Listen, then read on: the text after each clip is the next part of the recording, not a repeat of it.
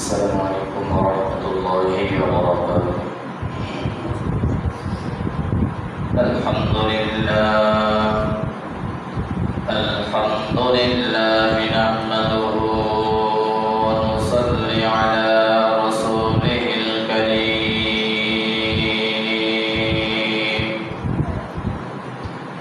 أما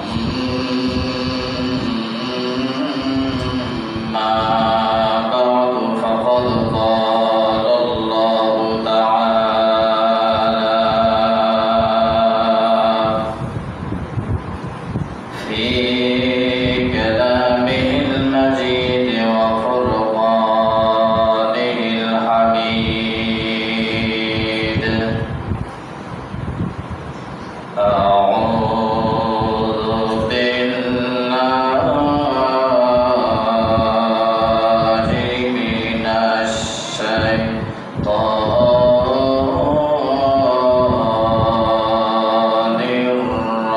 الرجيم.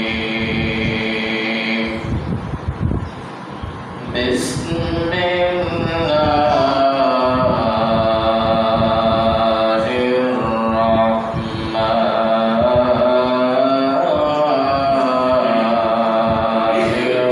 الرحيم. وبالوالدين إحسانا.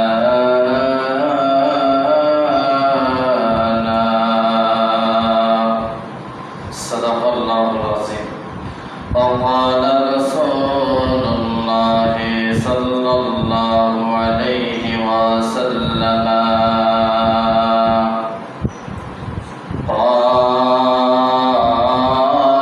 قال جنتك ونارك،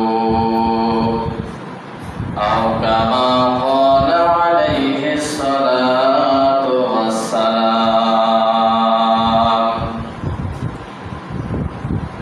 إن الله وملائكته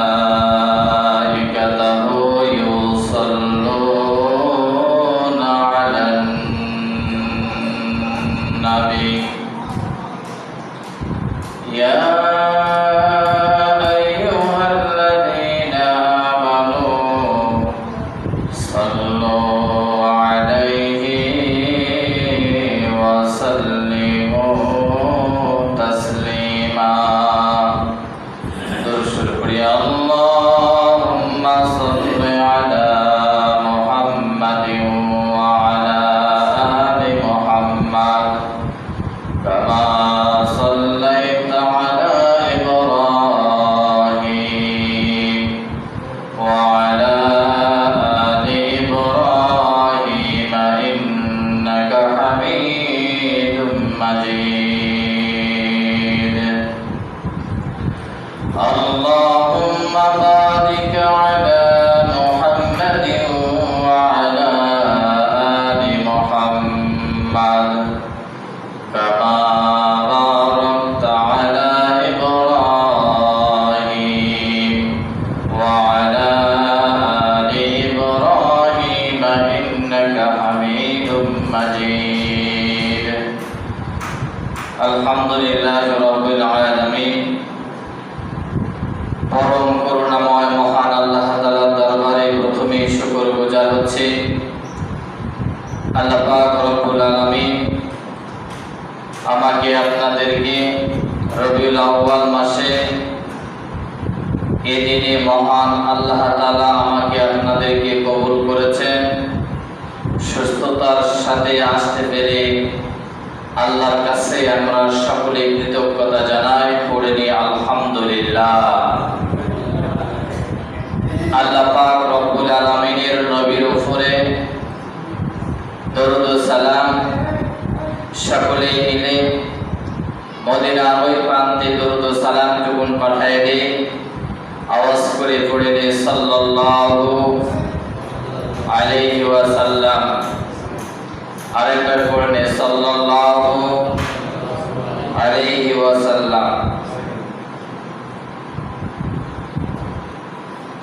রাসূল সাল্লাল্লাহু আলাইহি ওয়াসাল্লামের কাছে একজন সাহাবী জিজ্ঞেস করলেন,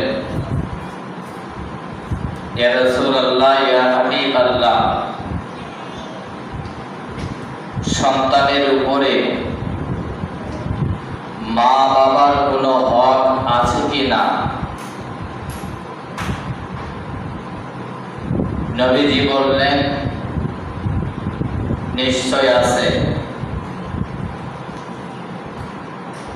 নবীজি বললেন, ক্বালা জান্নাতুকা ওয়া নারুক, তারাই তোমার জান্নাত,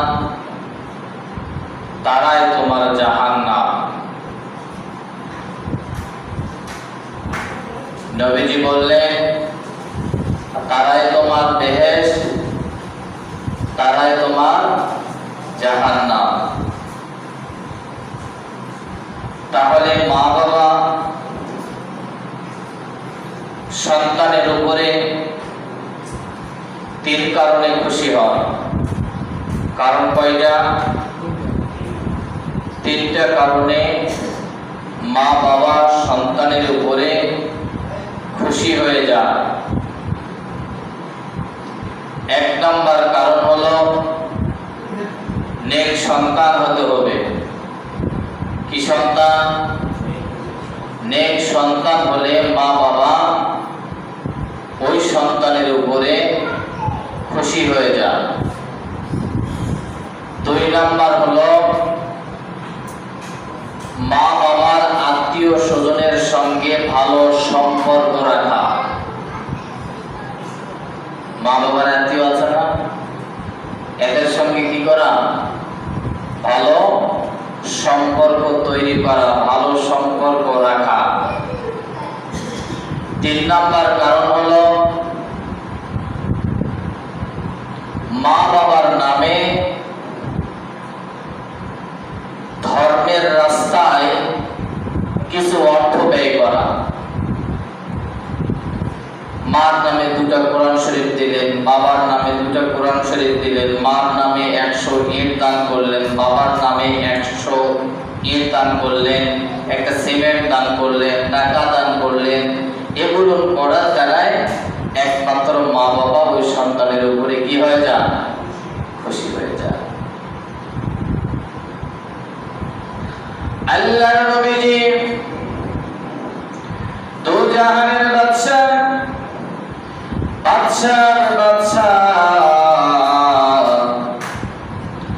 তিনি বর্ণনা করেন, বর্ণনা করে করে করে করে আমাদেরকে শোনাইতেছেন, হে আমার উম্মতেরা,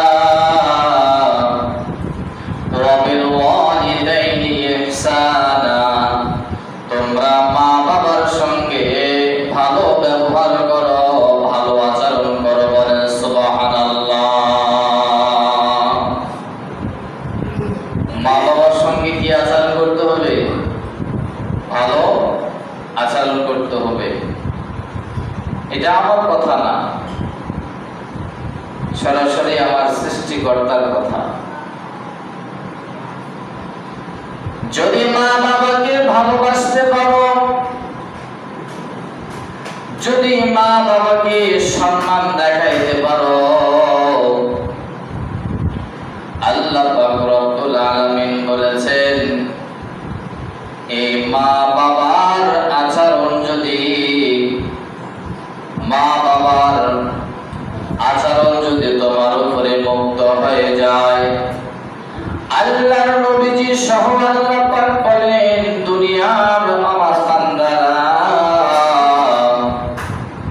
আমি আল্লাহ পাক রব্বুল আলামিন ওই সন্তানকে যাবতীয় সম্পদ আমি দান করব। বলেন সুবহানাল্লাহ। মা বাবাকে দেখলে অভাব অনটন আসবে না। মা বাবাকে ভালো দেখলে আল্লাহ পাক সম্পদ আপনার বাড়াই দেবে।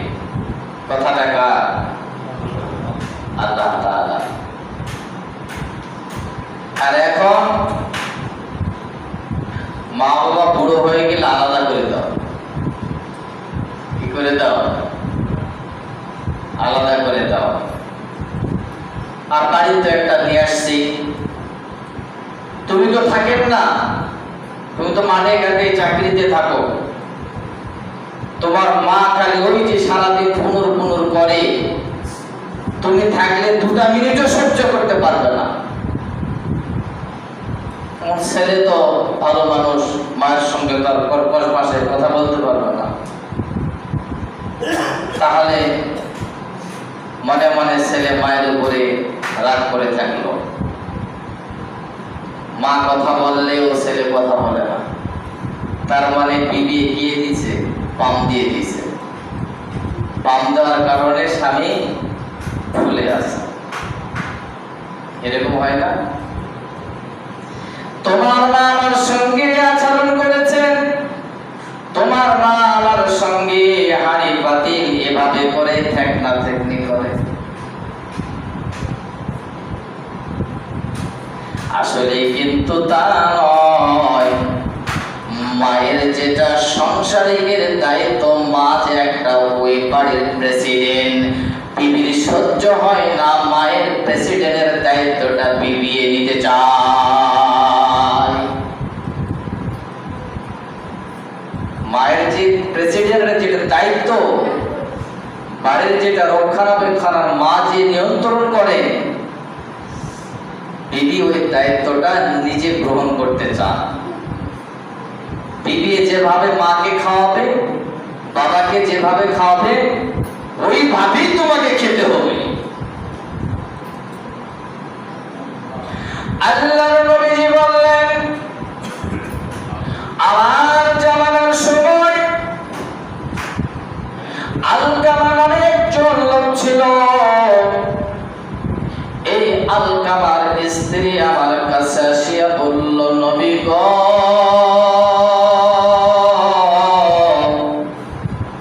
আমার স্বামী মমস্য রোগী, আমার স্বামী দুনিয়ার থেকে চলে যাওয়া বাদ। ইয়া রাসূলুল্লাহ, ইয়া হাবিবাল্লাহ, আমার স্বামীর জবানে কালেমা উচ্চারণ হয় না, আমি বারবার কালেমার তালকিন করি। আমার স্বামীর জিহ্বাটা আস্ত করে জড়ো হয়ে আসতেছে, আমার স্বামী কেমন যেন বোবা হয়ে যাচ্ছে। এইভাবে আলকামার স্ত্রী আল্লাহর নবীজির কাছে এসে কমপ্লেইন দিলেন। আল্লাহর নবীজি তখন, আমার ভাইরা, আমার বন্ধু হযরত বেলাল রাদিয়াল্লাহু তাআলা আনহু, সালমান ফারসি রাদিয়াল্লাহু তাআলা আনহু, আলী রাদিয়াল্লাহু তাআলা আনহু, এই 3 জন সাহাবী আলকামার বাড়িতে পাঠাইলেন। বলেন সুবহানাল্লাহ। কয়জন সাহাবীকে পাঠাইলেন? বেলাল, সালমান ফারসি আর আলী রাদিয়াল্লাহু তাআলা আনহু, এই 3 জন সাহাবীকে পাঠাইলেন, যাও একটু দেখে আসো। আল্লাহর নবীজি আদেশ অনুযায়ী 3 জন সাহাবী আলকামার বাড়িতে গেলেন।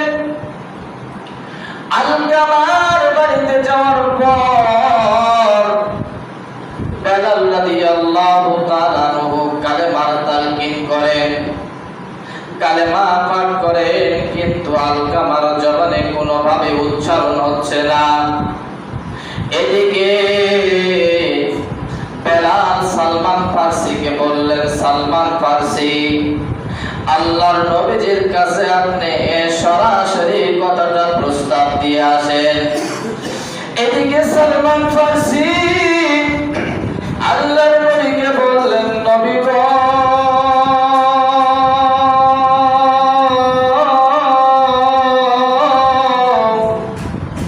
সত্যি সত্যি আলকামার বিবি যেটা আপনার কাছে কমপ্লেইন দিয়েছে নবীজি, এমনই আমরা অবস্থা দেখলাম গো নবী।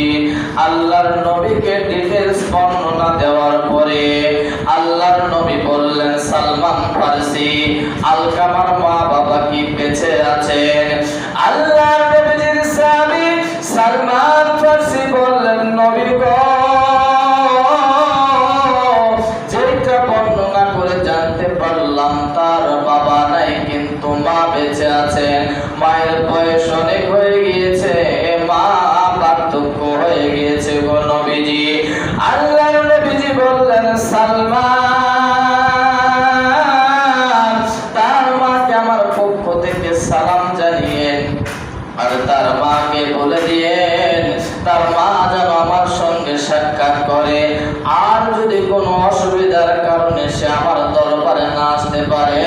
আমি নবীজি আলকামার মায়ের সঙ্গে দেখা করতে যাব, বলেন সুবহানাল্লাহ।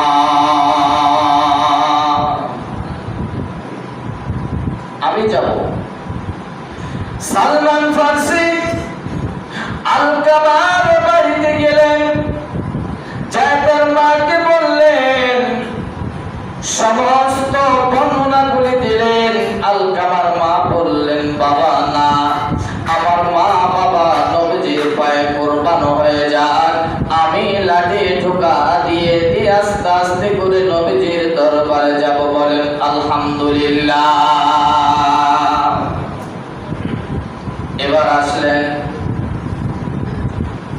আলকামার মা নবীজির কাছে আসার পরে নবীজিকে সালাম দিলেন, আসসালামু আলাইকুম। নবীজি প্রতি উত্তরে বললেন, ওয়া আলাইকুমুস সালাম। আল্লাহর নবীজি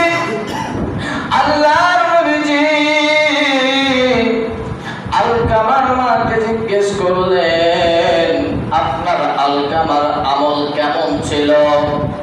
আমার ভাইরা, আমার বন্ধু, নবীজি যখন এই কথা আলকামার মাকে বললেন, আলকামার মা বললেন, নবী গো,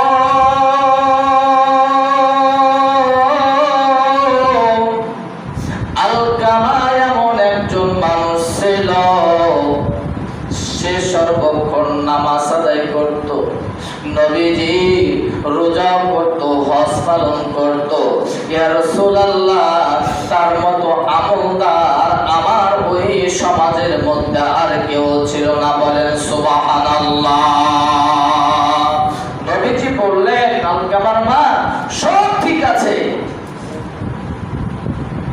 আপনার সঙ্গে কেমন আচরণ ছিল?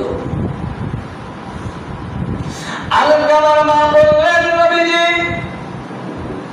আমার সঙ্গে একটু খারাপ আচরণ করত। এই বর্ণনা যখন আলকামার মা নবীজির সামনে প্লেস করলেন, আল্লাহর নবীজি বললেন, বেলাল, আর দেরি নয়, আর বিলম্বনা নয়।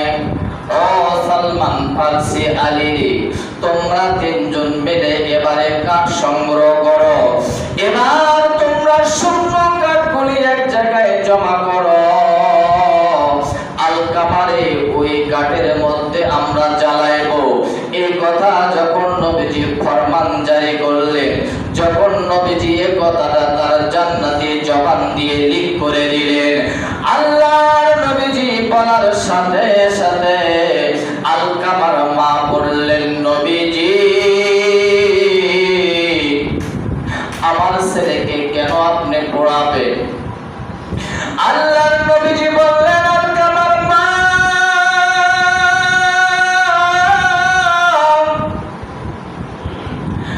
আপনি যদি আপনার সন্তানকে এই দুনিয়ার আগুন পোড়াইতে, আপনি যদি আপনার মা, আপনার অন্তরের ভিতরে যদি কষ্ট অনুশোচনা হয়, ও আলকামার মা, আপনি জানেন না দুনিয়ার আগুনের চাইতে 1000 বেশি পাওয়ারফুল জাহান্নামের আগুন, বলেন আলহামদুলিল্লাহ। এই দুনিয়ার আগুনের চাইতে বেশি পাওয়ারফুল জাহান্নামের আগুন, সেখানে জ্বলা বেশি ভালো হবে নাকি দুনিয়ায় জ্বলা বেশি ভালো হবে? আলকামার মা বললেন, নবী গো,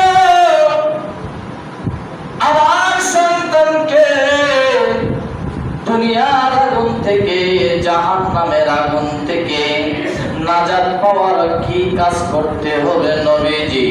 আমার সন্তানকে জাহান্নামের আগুনের যেন স্পর্শ না হয়, দুনিয়ার আগুন যেন তাকে পাকড়াও না করে। নবী গো,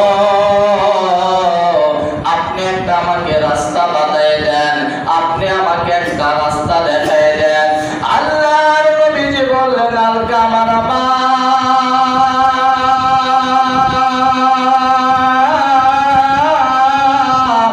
আপনি যে অন্তরের মধ্যে দুঃখ আর বেদনার যাতনা সঞ্চয় করেছেন, এটা আল্লাহ তাআলা অন্তর্যামী আল্লাহ রহমতের দৃষ্টি দিয়ে দেখেছেন। ওগো আলকামার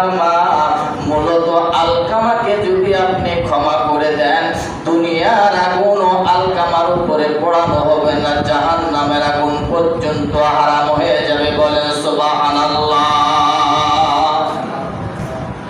আলকামার মা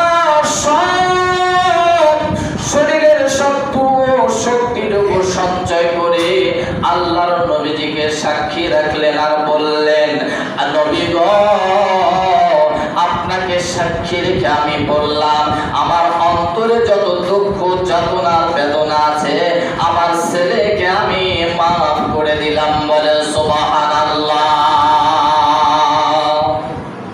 নবীজি বললেন, বেলাল যাও, দেখো আলকামার হালত কি। বেলাল রাদিয়াল্লাহু তাআলা আল্লাহর নবীজির কথা শোনার পর আলকামার বাড়ির কাছাকাছি বেলাল চলে গেছেন। এখনো ঘরের মধ্যে বাড়ির মধ্যে প্রবেশ করেন নাই। আমার ভাইয়েরা, আমার বন্ধুরা, আপনাদেরকে আজকের বয়ানটা কেমন লাগতেছে জানি না, খারাপ লাগতেছে কি?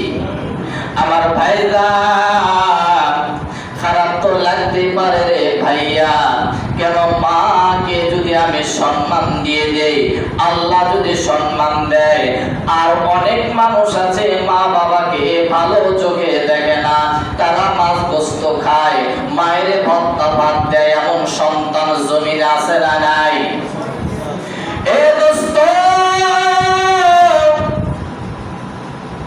মাকে কষ্ট দিবা, ৯৬,০০০ বার যদি হজ করো, মাকে যদি কষ্ট দাও, তোমার ওই হজ বরবাদ হয়ে যাবে। সারা জিন্দেগিতে তুমি নামাজ পড়বা, মা যদি তোমার উপরে বেজার হয়ে যায়, তোমার নামাজ সবগুলি ডাস্টবিনে চলে যাবে। দোস্ত, এভাবে করে যত তোমার আমল আছে, যতই আমল থাক, মা যদি তোমার উপরে বিরক্ত বোধ করে, সমস্ত আমলগুলি আপনার নস্বাত হয়ে যাবে। আমার দ্বারা মা এমন একটা নেয়ামত, মা এমন একটা দামি সম্পদ।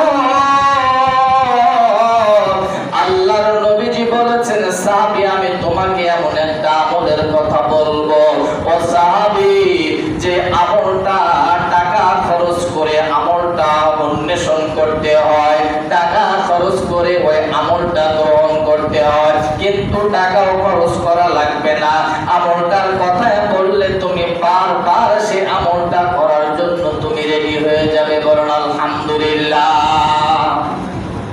আমলের কথাটা আপনারা শুনবেন, সবাই শুনবেন তো? বলেন আলহামদুলিল্লাহ। সবাই বলেন আলহামদুলিল্লাহ।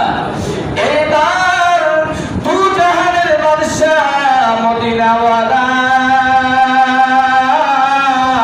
ওই সাহাবীকে বললেন, সাহাবী, তোমার মা জীবিত আছে? সাহাবী বললেন, নবী গো, বাবা নাই কিন্তু মা জীবিত আছে। আল্লাহর নবীজি বললেন, সাহাবী রে, তুমি আজকের পর থেকে মায়ের দিকে তুমি ভালো মন নিয়ে, রহমতের মন নিয়ে, দয়ার মন নিয়ে মায়ের দিকে তুমি একবার তাকাবা।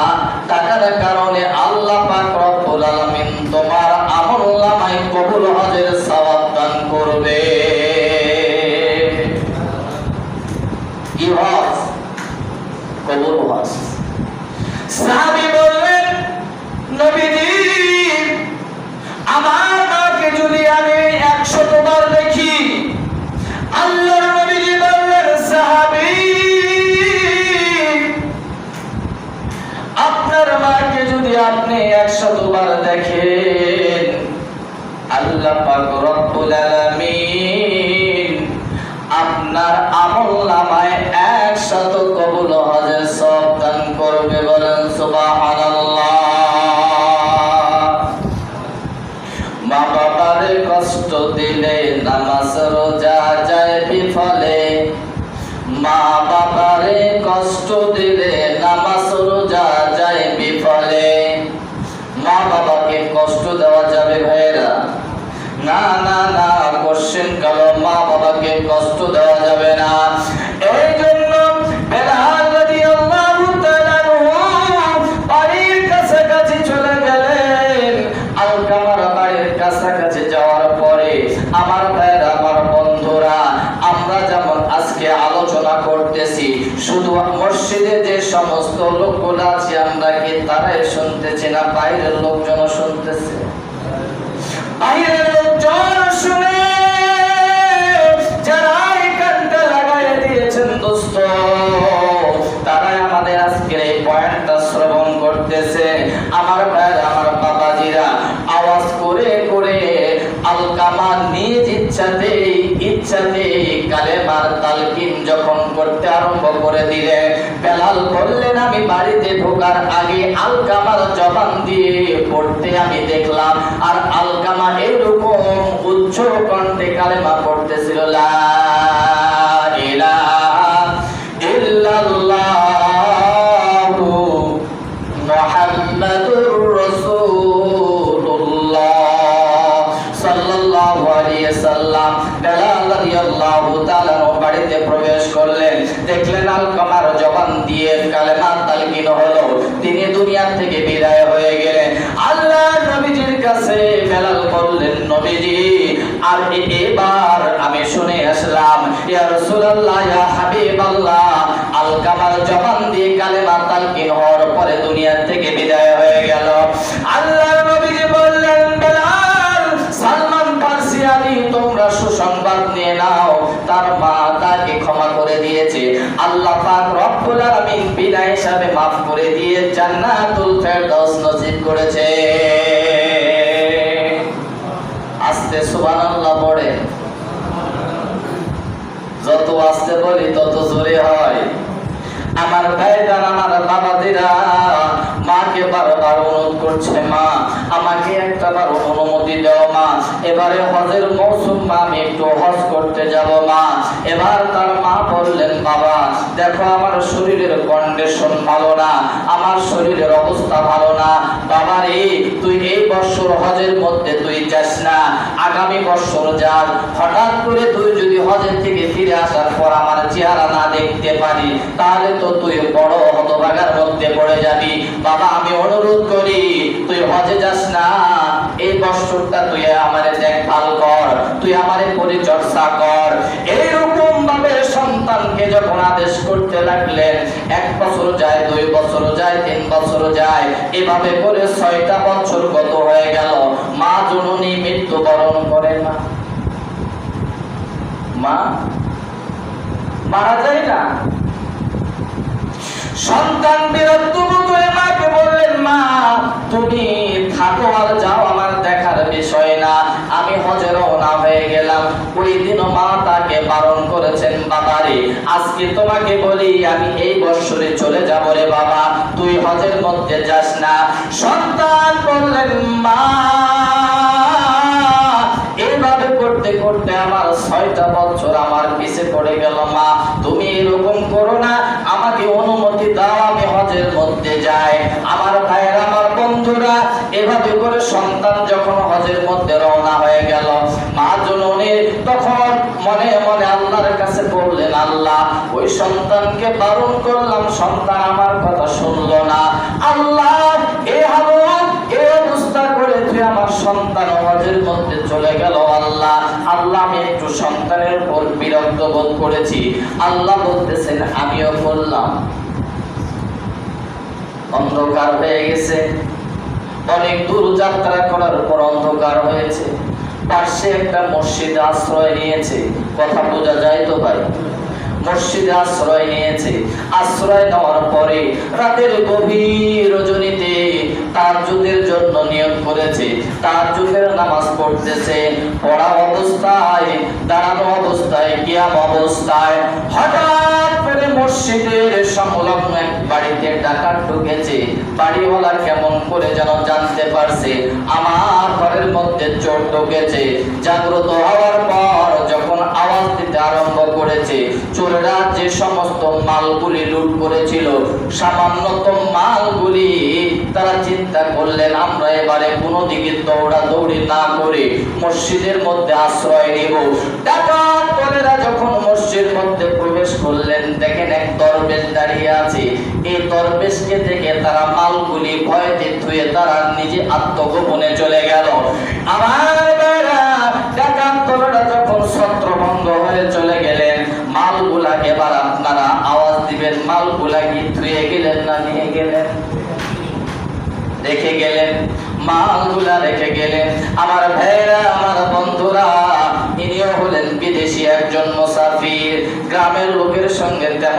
সম্পর্ক আন্ডারস্ট্যান্ডিং নাই। বন্ধুরে, এবার গ্রামের লোকজন জাগ্রত হয়ে গেল। চোর কোথায় গেল, কোন জায়গায় পালিয়ে গেল? একজন জানলার ফাঁক থেকে উকি মারে দেখে এই সময় তো মসজিদে মুয়াজ্জিনও আসে না। এই সময় মসজিদের মধ্যে কেড়ায় যায়, দেখেন একজন মানুষ। হায়বার ওই লোকটা আওয়াজ তুললো, তোমরা কেউ কোথাও যেও না, আমি চোর দেখতে পারছি। মসজিদের মধ্যে যায় দেখি, আমার ভাইরা তোমরা সবাই আসো, আমরা সবাই মিলে চোর ধরবো। মসজিদে এসে দেখে ওই দরবেশ নামাজরত অবস্থায়, এবং নামাজরত অবস্থায় কথা তো সত্য।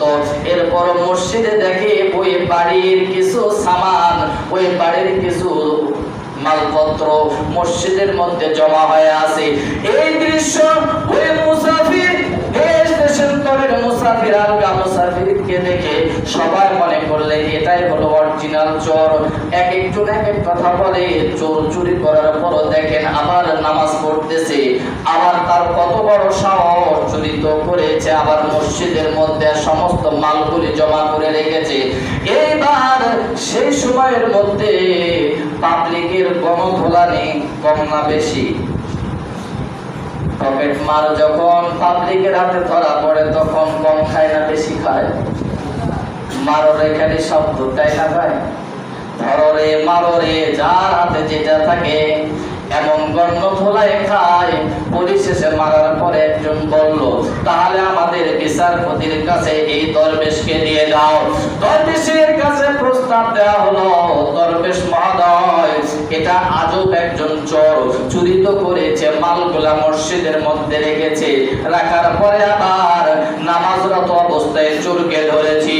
এবার বিচারক বললেন, ঠিক আছে, তাহলে তার দুইটা হাত কেটে দাও, দুইটা পা কেটে দাও, দুইটা চোখ তুলে দাও। এভাবে করে যখন রায় দেওয়া হলো, এভাবে যখন পারমিশন দেওয়া হলো, আমার ভাইরা জাল্লাদ তাই করলেন। জাল্লাদ তাই করে যখন তাকে শহরের অলিগলিতে ঘুরিয়ে নেবার হলো, তখন এই কথা প্রচার প্রসার করা হচ্ছে, চুরি যে ব্যক্তি করবে তার দুটা হাত কেটে দেওয়া হবে, চুরি যে করবে তার দুটা পা কেটে দেওয়া হবে, চুরি যে করবে তার দুটা চোখ উড়িয়ে দেওয়া হবে। এইরকম ভাবে তারা মানে প্রস্তুতি নিয়েছে, এই এলান করবে। তখন দরবেশ, বিদেশি দরবেশ বললেন, ভাইজান, এই এলান আপনারা করবেন না। আপনাকে জোড়হাত করে বলি, আপনাদেরকে অনুনয়ন বিনয়ন করে বলি। তখন বললেন, তাহলে আপনি কি বলতে চান? এবার বিদেশি দরবেশ বললেন, আপনারা এইটা প্রচার করবেন, মা বাবার কথা যে ব্যক্তি শোনে না, আল্লাহ তাআলা এইরকম তার বিপদ দেয়, এই স্লোগানটা সারা দেশে ছড়াই দিবেন। বলেন সুবহানাল্লাহ। বিপদ হইল কি হইল না? মার কাছ থেকে অনুমতি নেয় নাই। 5 বছর গত হয়ে গেছে, তিনি বিরক্ত বোধ হয়ে রওনা হয়ে গেছেন। আল্লাহ বলতেছেন, মাকে বিপদের মধ্যে ফেলে আসছো, তুই যা, কোথায় যাচ্ছ? কাবা ঘরে। কাবা ঘরটা হলো আমার, তোরে এমন জায়গায় বিপদ দিব, এই বিপদটা আমরা সরাসরি দেখতে পারলাম। আমার ভাইরা, এই জন্য মাকে কষ্ট দেওয়া যাবে না। আর আমার ভাইরা, আমার বন্ধুরা, মার চাইতে বিবিকে বেশি ভালোবাসতে হবে। হ্যাঁ, মার চাইতে বিবিকে বেশি ভালোবাসা লাগবে না? বিবিকে যদি বেশি ভালোবাসেন তাহলে তো মা তো একটু গোসা হবেই। আর বিবির চাইতে মাকে যদি একটু ভালোবাসেন, মাকে যদি বলেন, মা কি খাবেন, মা কি খেতে মন চাচ্ছে, মা এই যে মা আজকে বাজার থেকে এটা আনছি, তুমি খাও। মা তোমার শরীরের অবস্থা কেমন, মা তোমার শরীরের কন্ডিশন কেমন, মা তোমাকে কি নিতে মন চাচ্ছে, মা তুমি আমাকে বলো। মা এরকম ভাবে যখন মায়ের কাছে যখন এইরকম ভাবে কেঁচাকেচি করবেন, তখন বিবি বড় বড় চোখ রাঙবে। তোমার মায়ের সাথে কত ভুটু লাগে কি তোমার? হ্যাঁ, কে আমার সাথে সম্পর্ক করা পান না? তোমার মায়ের সাথে, তোমার মায়ের খরচে ঘন্টার পর ঘন্টা লাগান কেন? আমার ঘরে থাকলে তুমি আধা ঘন্টার উপর খালি অস্থির হয়ে থাক। এই জন্য বিবির চাইতে মাকে বেশি প্রাধান্য দিতে হবে। এ বন্ধু, একটা বিবি গেলে 10টা বিবি আসবে, একটা একটা মা গেলে ওই সম্পদ মা আর পাওয়া যাবে না। কথা বলেন ঠিক না ঠিক? বাবাজি,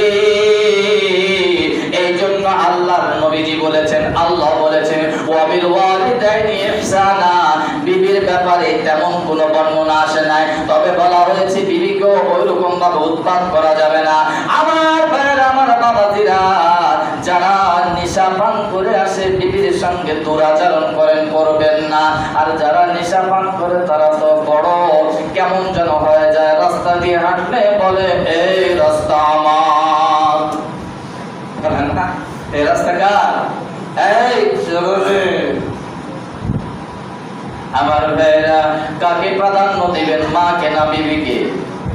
মার কাছ থেকে শুনবেন মা আজকে কি খাবেন, মা কি করবেন, কি লাগবে, মার কাছ থেকে অনুমান। মা যদি খুশি হয়ে যায়, আপনার আমলনামা যদি কোনো নেক না থাকে, মা যদি আল্লাহর কাছে যদি দুটি হাত তুলে বলে মালিক উজিবুদ দাওয়াতাদ দাঈ যা দাআনি, আল্লাহ তুমি তো নিজেই বলেছেন বান্দার হাতকে তুমি কখনো ফিরিয়ে দিও না। ও আল্লাহ, আমার সন্তানের জন্য দোয়া করলাম, আমার সন্তানের কপাল তুমি খুলিয়ে দাও। এই দোয়াটা মা জননী যদি করে, আল্লাহর আমার ভাইরা বন্দুকের গুলি মিস হইতে পারে, মার দোয়া কোনোদিন কোশ্চিন কালো মিস হবে না। বলেন সুবহানাল্লাহ। মাকে ভালো করে দেখবেন, মার পরিচর্যা করবেন, মার সেবা যত্ন করবেন। আল্লাহ পাক রব্বুল আলামিন আমার সকল যুবক ভাইগুলিকে, যাদের মা আছেন, এরকম সম্পদ যাদের আছেন, আল্লাহ তাআলা বেশি বেশি করে মায়ের খেদমত করার তৌফিক দান করুন, বলেন আমিন। আর যাদের মা নাই, যাদের মা দুনিয়া থেকে বিদায় হয়ে গেছে, তারা তিনটি কাজ করবেন। এক নাম্বার, নিজে আলেম হইতে পারেন নাই, সন্তানকে আলেম করবেন। নাতির বদৌলতে দাদি এবং দাদারা কবরে সুখে থাকবে, বলেন সুবহানাল্লাহ। দুই নাম্বার কাজ করবেন, মায়ের যে সমস্ত আত্মীয় স্বজন আছে তাদের সঙ্গে ভালো রিলেশন রাখবেন।